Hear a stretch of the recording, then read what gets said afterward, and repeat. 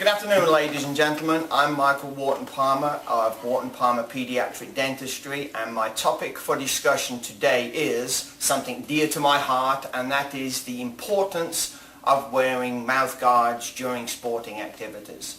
About 80% of the tooth chips or damage to teeth, front teeth that we repair are due to baseball more than any other sport. For some reason it appears that baseball has slipped through the net when it comes to wearing a mouth guard. I'm here to stress the importance of wearing a mouth guard during baseball and or softball. Usually in softball the young ladies are wearing face masks, so they're okay. If you've got a face mask on, then you don't need a mouth guard. But if not, we need mouth guards. To try and make it simpler for you as parents to understand the importance of wearing mouth guards, we're going to have a simple economics lesson here. Let's say the child is fortunate enough, if they have a tooth injury, that it just involves a small chip on the tooth that needs to be repaired. The cost to you for that would be about, conservatively, $150 for a small chip. Now, unfortunately, we don't see many small chips. We usually see more damage than that. Let's say the chip is significantly larger, but doesn't involve the nerve of the tooth, but maybe half the tooth is broken off. Conservatively, $300 to have that repaired. Now we start getting into the more serious scenarios. Now that the chip is big enough, the damage to the tooth is significant enough to involve the nerve of the tooth, so the tooth is probably going to need a root canal. A very conservative cost for a root canal, and not a permanent crown, but just a temporary white plastic restoration, $750. If we're going to include the cost of a permanent crown on top of that, now we're up to $1,500 already.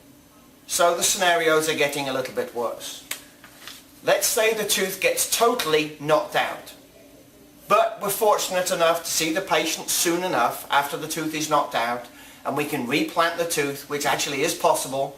So if you happen to be at a baseball field and you see a tooth knocked out, pick it up, put it in a baggie, don't wash it off, put it in a baggie, call us on our emergency number, and we can get that tooth replanted. If that happens, the cost is going to be minimum $1,500 to get the tooth replaced back in the socket and the root canal that is going to be necessary afterwards. Now to the worst case scenario. The tooth is knocked out, it can't be put back in because either there was too much time elapsed between the tooth falling out and it going back in, or the damage to the area, the bone, just won't allow the tooth to be put back in.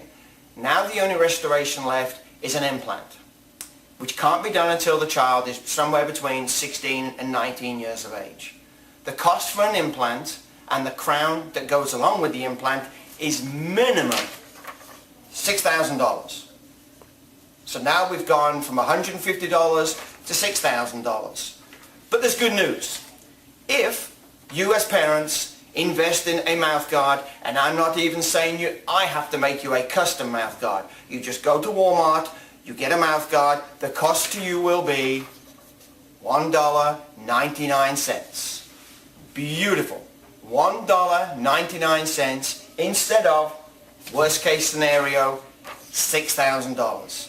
So please, ladies and gentlemen, make your children wear mouth guards. Thank you very much.